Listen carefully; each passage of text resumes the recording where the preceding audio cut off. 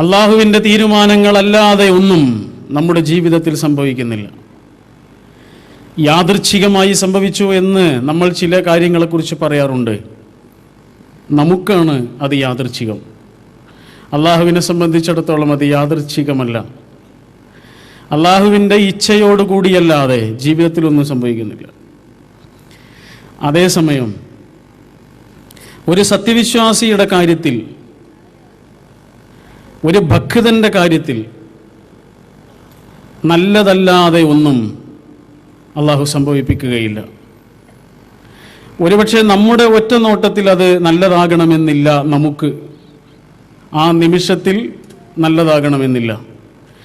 പക്ഷെ നല്ലതല്ലാത്തതൊന്നും ഒരു ഭക്തൻ്റെ ജീവിതത്തിൽ അള്ളാഹുവിനെ സൂക്ഷിച്ചുകൊണ്ട് പരമാവധി ആത്മശുദ്ധിയോടുകൂടി ജീവിക്കുന്ന ഒരാളുടെ ജീവിതത്തിൽ അയാളുടെ ജീവിതത്തിന് നന്മയല്ലാതെയൊന്നും അള്ളാഹു സംഭവിപ്പിക്കുകയില്ല.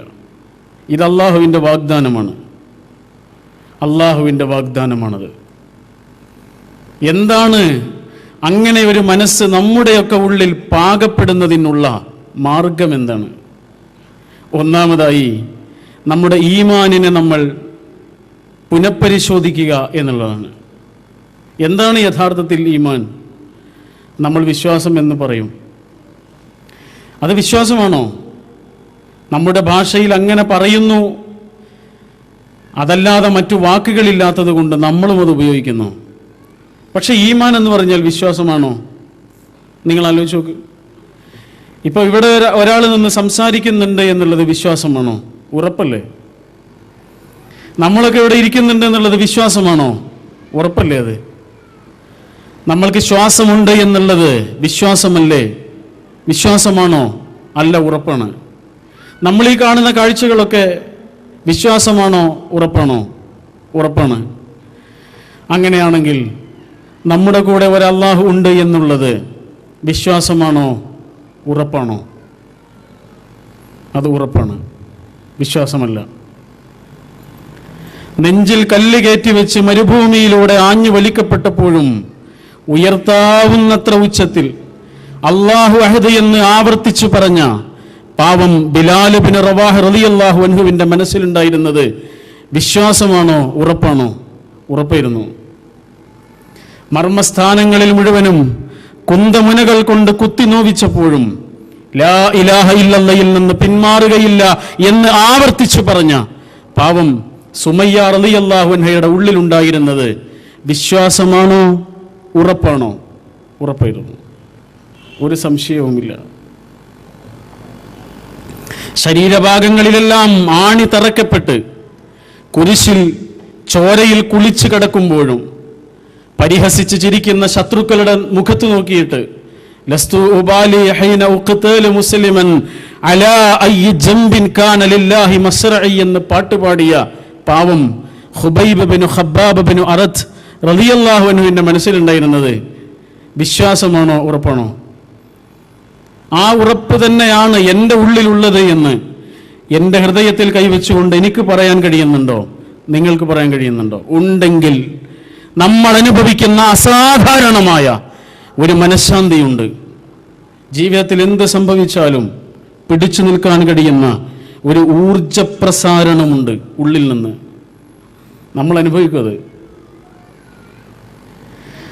ആ ഒരു ശക്തി സ്രോതസ് നമ്മൾ അനുഭവിക്കും. അല്ലാഹു റഹ്മാനാണ് എന്ന് നമ്മുടെ കണ്ണിൻ്റെ മുന്നിൽ നമ്മൾ അനുഭവിക്കും. അല്ലാഹ് പറയുന്നതാണ്. ഇത് പറയാനും പ്രസംഗിക്കാനുമുള്ള ഒന്നല്ല ഈമാൻ, നമ്മൾ അനുഭവിക്കാനുള്ളതാ. ജീവിതത്തിൽ നന്മയാകട്ടെ തിന്മയാകട്ടെ വരാനിരിക്കുന്ന ഏത് കാര്യങ്ങളെയും ഒരു മുഅ്മിനിന്റെ നെഞ്ചുറപ്പോടുകൂടി സ്വീകരിക്കാൻ കഴിയുന്ന ഒരവസ്ഥയിലേക്ക് നമ്മുടെ മനസ്സിനെ പാകപ്പെടുത്തണമെന്നുണ്ടെങ്കിൽ ഈമാൻ തന്നെയാണ് പുനഃപരിശോധിക്കേണ്ടത്. ഈമാൻ. ആരായിരുന്നു ഹബീബായ റസൂൽ തിരുമേനി സല്ലല്ലാഹു അലൈഹി വസല്ലം? നിങ്ങൾ ആലോചിച്ച് നോക്ക്. എന്ത് സുഖമാണ് ആ ജീവിതത്തിൽ കിട്ടിയത്? ഒരു സുഖവും കിട്ടിയിട്ടില്ല. ഒരു മനുഷ്യൻ്റെ സുഖങ്ങൾ, ജീവിതത്തിലെ സന്തോഷങ്ങൾ വല്ലതും കിട്ടിയിട്ടുണ്ടോ? നമ്മൾക്കൊക്കെ ഇല്ലേ കുറേ സന്തോഷങ്ങൾ? കുട്ടിക്കാലം മുതൽ നമ്മുടെ മനസ്സിൻ്റെ ഏറ്റവും വലിയ ആഹ്ലാദം എന്ന് പറഞ്ഞാൽ എന്താ? നമ്മുടെ ഉമ്മ. നമ്മുടെ ഉപ്പ. അതൊക്കെ ഒരു മനുഷ്യൻ്റെ ഏറ്റവും വലിയ ആശ്വാസത്തിൻ്റെ അനുഭവമാണ്. പ്രിയപ്പെട്ട മുഹമ്മദ് അലി സാഹിബ് ഒരിക്കൽ ഒരു പ്രസംഗത്തിൽ പറയുണ്ടായി, നമ്മുടെ ഉപ്പയും ഉമ്മയും ജീവിച്ചിരിക്കുന്ന കാലമാണ് നമ്മുടെ ജീവിതത്തിലെ ഏറ്റവും നല്ല കാലമെന്ന്. ഉമ്മ അസ്സലാമു അലൈക്കും എന്ന് പറഞ്ഞിട്ട് വീട്ടിലേക്ക് കയറി ചെല്ലുന്നൊരു രംഗമുണ്ട്. മനാഫ് മാഷ് അതിനെക്കുറിച്ച് എഴുതിയിട്ടുണ്ട്. അതൊരു സൗഭാഗ്യമല്ലേ? ഉമ്മ അസ്സലാമു അലൈക്കും എന്ന് പറഞ്ഞിട്ട് വീട്ടിലേക്ക് കയറി ചെല്ലാൻ കഴിയാത്ത ആളുകൾ ഇവിടെ ഇരിക്കുന്നില്ലേ? ജീവിതത്തിൽ ഉമ്മയുടെ മുഖമൊന്ന് കാണാത്ത ആളുകൾ ഇവിടെ ഇരിക്കുന്നില്ലേ? ഉമ്മയുടെ സ്നേഹവും താരാട്ടും തലോടലും ലഭിക്കാത്ത ആളുകൾ ഇവിടെ ഇരിക്കുന്നില്ലേ? അവർക്കറിയാം അതിൻ്റെ വിഷമം എന്നുള്ളത്. അങ്ങനെയാണെങ്കിൽ ഉമ്മ എന്നുള്ള ഒരു സാന്ത്വനം അള്ളാഹിൻ്റെ റസൂലിന് കിട്ടിയിട്ടില്ല സ്വല്ലല്ലാഹു അലൈഹി വസല്ലം. അത് കിട്ടിയത് മനസ്സിലായി തുടങ്ങിയപ്പോഴേക്ക് അത് നഷ്ടപ്പെട്ടു. പിന്നെ വാപ്പ, ഉപ്പയുടെ സ്നേഹവും ഉപ്പയുടെ തലോടലും ഉപ്പയുടെ നിർദ്ദേശങ്ങളും ഉപ്പയുടെ ശകാരവും ഉപ്പയുടെ വഴികാട്ടലും നമ്മുടെ ജീവിതത്തിലെ ഒരിക്കലും കെട്ടുപോകാത്ത വെളിച്ചമായി നമ്മുടെ കാൽവഴികളുടെ മുന്നിലുണ്ട്. ഉപ്പ പറഞ്ഞു തന്ന വാക്കുകൾ അതായിരുന്നു ശരിയെന്ന് പിന്നീട് നമുക്ക് മനസ്സിലായിട്ടുണ്ട്. പറഞ്ഞപ്പോൾ നമുക്കത് മനസ്സിലായിട്ടില്ലായിരുന്നു. ഉപ്പയും ഉമ്മയും ലോകത്ത് എവിടെയെങ്കിലുമൊക്കെ ഉണ്ടായാൽ മതി, നമ്മുടെ കൂടെ അവരില്ലെങ്കിലും അവരവിടെ ഉണ്ടായാൽ മതി, നമുക്കതൊരാശ്വാസമാണ്. അവരവിടെ ഉണ്ടായാൽ മതി. വല്ലപ്പോഴും അവരെ ഒന്ന് വിളിക്കുന്നവരാകരുത് നമ്മൾ. കാരണം അവർ നഷ്ടപ്പെടുമ്പോഴേ അതറിയുള്ളൂ ആ സാന്ത്വനത്തിൻ്റെ വില എത്രയായിരുന്നു എന്ന്, ആ സാന്നിധ്യത്തിൻ്റെ അനുഭവം എത്രമേൽ മനോഹരമായിരുന്നു എന്ന്. അവർ ജീവിച്ചിരിക്കുന്ന കാലമാണ് ജീവിതത്തിലെ ഏറ്റവും നല്ല കാലമെന്ന് അവർ ജീവിച്ചിരിക്കുമ്പോഴാണ് നമുക്ക് മനസ്സിലാവേണ്ടത്. അങ്ങനെയാണെങ്കിൽ ഒരു വാപ്പയുടെ സാന്ത്വനം അള്ളാഹുവിൻ്റെ റസൂൽ അനുഭവിച്ചിട്ടില്ല. ഒരു ജ്യേഷ്ഠൻ, ഒരു അനുജൻ, എത്ര വലിയ സാന്ത്വനമാണത്. ഒരു കാര്യത്തിലൊരു അഭിപ്രായം ചോദിക്കാൻ, നമ്മുടെ ഒരു കാര്യം ഒന്ന് ഏൽപ്പിക്കാൻ, നമുക്കൊരു നിർദ്ദേശം ലഭിക്കാനെന്ന് കൂടിയാലോചന നടത്താൻ അവർ കൂടെ ഉണ്ടായാൽ മതി. അങ്ങനെ ഒരു അനുഭവം അള്ളാഹിൻ്റെ റസൂലിന് കിട്ടിയിട്ടുണ്ടോ? സ്വല്ലല്ലാഹു അലൈഹി വസല്ലം കിട്ടിയിട്ടില്ല. ഒരു പെങ്ങള് എത്ര വലിയൊരു സാന്ത്വനമാണ്. അവരുടെ കൊഞ്ചലും അവരുടെ കൗതുകവും അവരുടെ സ്നേഹവും വാത്സല്യവും പിണക്കവും ഇണക്കവും എത്ര വലിയൊരു സാന്ത്വനമാണ് അള്ളാഹിൻ്റെ റസൂലിന് കിട്ടിയിട്ടില്ല സ്വല്ലല്ലാഹു അലൈഹി വസല്ലം. ഒരാൺകുഞ്ഞ് എത്ര വലിയൊരു പ്രതീക്ഷയാണ് കിട്ടിയിട്ടില്ല. ആലോചിക്കണം. സന്തോഷങ്ങൾ എന്ന് പറയുന്നതൊന്നും അള്ളാഹുവിൻ്റെ റസൂലിൻ്റെ ജീവിതത്തിൽ അള്ളാഹു അധികം കൊടുത്തിട്ടില്ല. എന്നിട്ടും ആകാശത്തിൻ്റെ ചുവട്ടിൽ ഏറ്റവും സന്തോഷത്തോടു കൂടി ജീവിച്ച ആളായിരുന്നു നമ്മുടെ ഹബീബ് റസൂൽ തിരുമേനി സ്വല്ലല്ലാഹു അലൈഹി വസല്ലം. എങ്ങനെ കഴിഞ്ഞു? ആകാശത്തിൻ്റെ ചുവട്ടിൽ ഏറ്റവും നല്ല ശാന്തമായ മനസ്സോടുകൂടി കിടന്നുറങ്ങിയ വ്യക്തിത്വമായിരുന്നു അള്ളാഹുവിൻ്റെ റസൂൽ സ്വല്ലല്ലാഹു അലൈഹി വസല്ലം. എങ്ങനെ കഴിഞ്ഞു? അതിൻ്റെ കാരണമാണ് ആ ഈമാൻ. ഒന്നും യാദൃച്ഛികമായി സംഭവിക്കുന്നില്ല എന്ന് മനസ്സിലാക്കുന്ന ഒരു മനുഷ്യൻ്റെ ജീവിതത്തിൽ സംഭവിക്കാനിരിക്കുന്നതും സംഭവിച്ചു കഴിഞ്ഞതും സംഭവിച്ചുകൊണ്ടിരിക്കുന്നതുമായ സർവ്വതിനെയും പുഞ്ചിരിയോടുകൂടി സ്വീകരിക്കാൻ അയാൾക്ക് കഴിയും. വിഷമങ്ങളോട് പുഞ്ചിരിച്ചുകൊണ്ട് പ്രതികാരം ചെയ്യാൻ അയാൾക്ക് കഴിയും. സങ്കടങ്ങളെ ഹൃദയത്തിൻ്റെ ശാന്തത കൊണ്ട് നേരിടാൻ അയാൾക്ക് കഴിയും.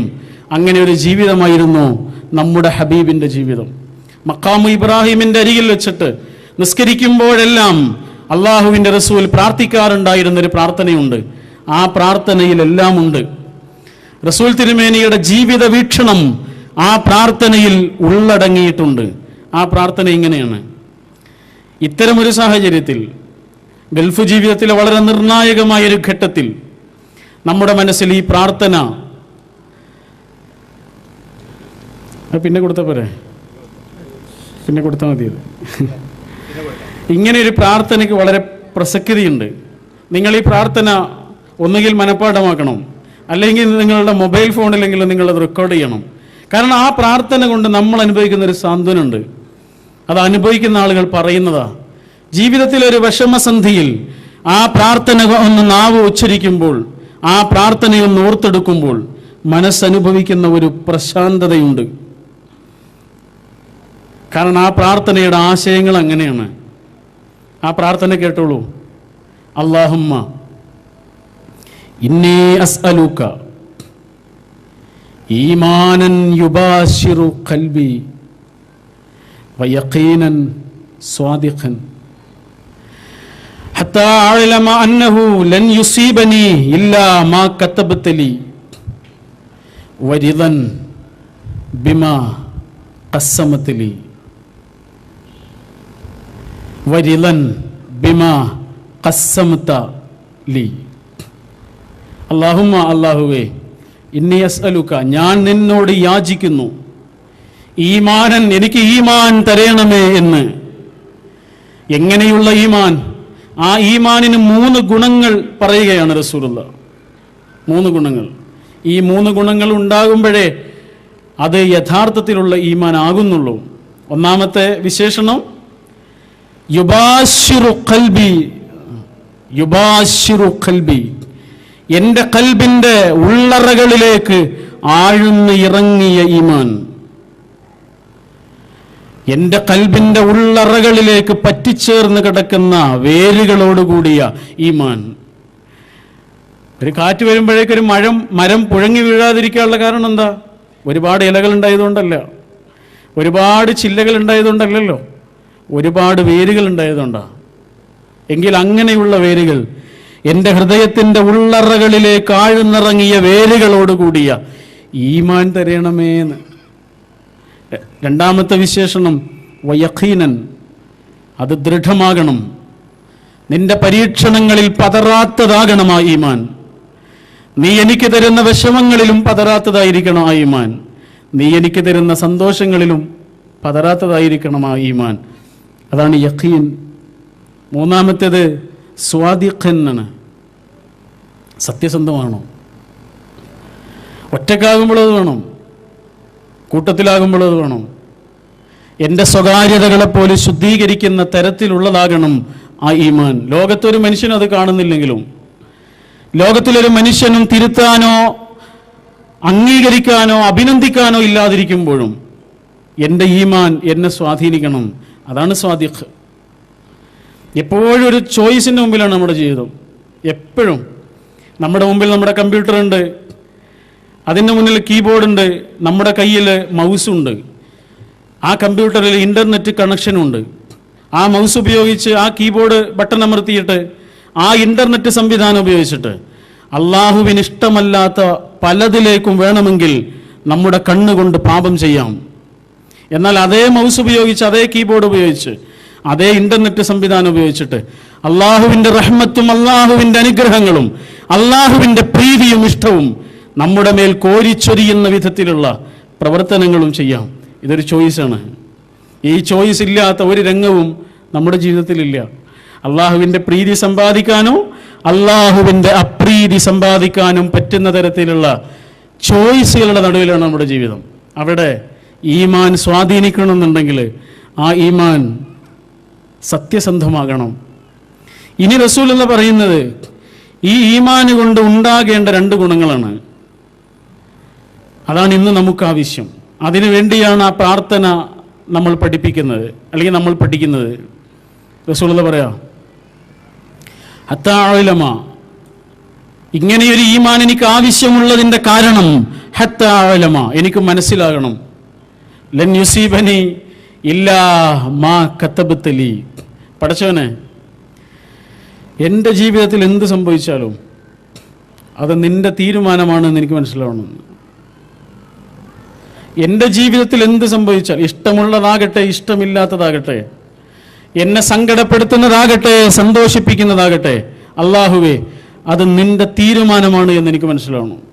വേറെ ആർക്കോ വേണ്ടി അള്ളാഹു നിശ്ചയിച്ചിട്ട് അറിയാതെ എനിക്ക് കിട്ടിയതല്ലത്, അത് എനിക്ക് വേണ്ടി അള്ളാഹ് നിശ്ചയിച്ചതാ എന്നെനിക്ക് മനസ്സിലാവണമെന്ന്. വരിളൻ ബിമാ ഖസ്സംത ലി, പടച്ചവനെ, നീ എനിക്ക് തരാൻ ഉദ്ദേശിച്ചൊരു കാര്യമുണ്ട്. അതെത്ര കുറച്ചാണെങ്കിലും, എത്ര പരിമിതമാണെങ്കിലും, എത്ര കുറവാണെങ്കിലും, അത് എൻ്റെ തൊട്ടടുത്തുള്ളവനേക്കാൾ കുറവായിരിക്കാം, എൻ്റെ കൂടെ ജീവിക്കുന്നവനേക്കാൾ കുറവായിരിക്കാം, എൻ്റെ അപ്പുറത്ത് താമസിക്കുന്നവനേക്കാൾ കുറവായിരിക്കാം, എൻ്റെ ജ്യേഷ്ഠനേക്കാൾ കുറവായിരിക്കാം. അള്ളാഹുവേ, എനിക്ക് നീ വിഭവമായി തന്ന ഒരു സംഗതിയുണ്ട്. അത് സമ്പത്തിൻ്റെ കാര്യത്തിലാകട്ടെ, ആരോഗ്യത്തിൻ്റെ കാര്യത്തിലാകട്ടെ, ജീവിത വിഭവങ്ങളുടെ കാര്യത്തിലാകട്ടെ, പടച്ചവനെ, അതിലെനിക്കൊരു സംതൃപ്തി ഉണ്ടാക്കി തരണേ. അതാണ് വരിലൻ ബിമാ ഖസംതലി, വരിലൻ ബിമാ ഖസംതലി. ജീവിതത്തെ ആകെ നമുക്കൊരു പോസിറ്റീവായിട്ട് കാണാൻ കഴിയും. അതാണ് ഈമാനിൻ്റെ ഏറ്റവും വലിയൊരു സമ്മാനം. നിങ്ങൾ ആലോചിച്ച് നോക്കൂ, തവക്കുല് ആണ് തൗഹീദിൽ നിന്ന് നമുക്ക് കിട്ടുന്ന ഏറ്റവും വലിയ സമ്മാനം. മനസ്സമാധാനമായിരിക്കും നമുക്ക്. അതല്ലേ ജീവിതത്തിൽ ഏറ്റവും വലിയ ഘടകം. അത് നഷ്ടപ്പെട്ടാൽ പിന്നെ എന്ത് കിട്ടിയിട്ട് എന്താ കാര്യം? അള്ളാഹുവിൻ്റെ അടുത്ത് നിന്ന് കിട്ടുന്ന ഏറ്റവും വലിയ സമ്മാനമാണ് തവക്കുല് കൊണ്ട് നമ്മുടെ മനസ്സ് ശാന്തമാകുന്നൊരു അന്തരീക്ഷം. ജീവിതത്തിൽ നേരിടുന്ന ഓരോ കാര്യത്തെയും പോസിറ്റീവായിട്ട് കാണാൻ കഴിയും നമുക്ക്. ഒരു കുതിര കിണറ്റിൽ വീണ കഥ പറയാറുണ്ട്. കുറച്ച് പ്രായമായൊരു കുതിരയാണ്, അത് കിണറ്റിൽ വീണുപോയി. അപ്പം അതിൻ്റെ ഉടമസ്ഥൻ ആലോചിക്കണം ഇനി എന്ത് ചെയ്യണം. ആ കുതിരയെ കിണറ്റിൽ നിന്ന് പുറത്തെടുക്കാൻ വേണ്ടിയിട്ട് കുറേ പൈസ ചിലവാക്കണം. അതിലേറെ നല്ലത് ആ പൈസ കൊണ്ട് വേറൊരു കുതിരയെ വാങ്ങുന്നതാണ്. ഇനി പുതിയൊരു കുതിരയെ വാങ്ങിയിട്ട് അതും ഈ കിണറ്റിൽ വീണുപോയാലോ? അതുകൊണ്ട് ഈ കിണർ മണ്ണിട്ട് മൂടാം. അതിൽ വീണുപോയ കുതിര ചാവുകയും ചെയ്യും, കിണർ മൂടുകയും ചെയ്യും. അങ്ങനെ മണ്ണിടാൻ തുടങ്ങണം. മണ്ണ് വന്നിങ്ങനെ വീഴുമ്പോൾ ഈ കുതിര കരയുന്നുണ്ട്, ആർത്ത് കരയുന്നുണ്ട്. വീണ്ടും മണ്ണിടുമ്പോൾ വീണ്ടും കരയുന്നുണ്ട്. ആ കരച്ചിൽ പതുക്കെ പതുക്കെ നേർത്തു വന്നു. പിന്നെ കരച്ചിൽ കേൾക്കുന്നില്ല. മണ്ണ് ഓരോ കൊട്ടയായിട്ട് ആ കിണറ്റിലേക്ക് ഇങ്ങനെ എറിയുന്നു. ഏകദേശം ആ കിണർ മണ്ണ് കൊണ്ട് മൂടാനായ സമയത്ത് ആ കുതിര കിണറ്റിൽ നിന്ന് പുറത്തേക്ക് ചാടുന്നു. എന്താ സംഭവിച്ചത്? ഓരോ കൊട്ട മണ്ണ് വന്ന് വീഴുമ്പോഴും കുതിര ചെയ്യുന്നത് ആ മണ്ണിൻ്റെ പുറത്ത് പോയിട്ട് നിൽക്കുകയാണ്, മണ്ണിൽ ചവിട്ടി നിൽക്കുകയാണ്. പിന്നെയും മണ്ണ് വന്ന് വീഴുമ്പോൾ പിന്നെയും ചവിട്ടി നിൽക്കുകയാണ്, പിന്നെയും മണ്ണ് വന്ന് വീഴുമ്പോൾ പിന്നെയും ചവിട്ടി നിൽക്കുക. ഇതാണ് പോസിറ്റീവായ ഒരു സമീപനം. വേണമെങ്കിൽ അതിൽ കിടന്നിട്ട് ചാകരുന്നു, മരിക്കരുന്നു.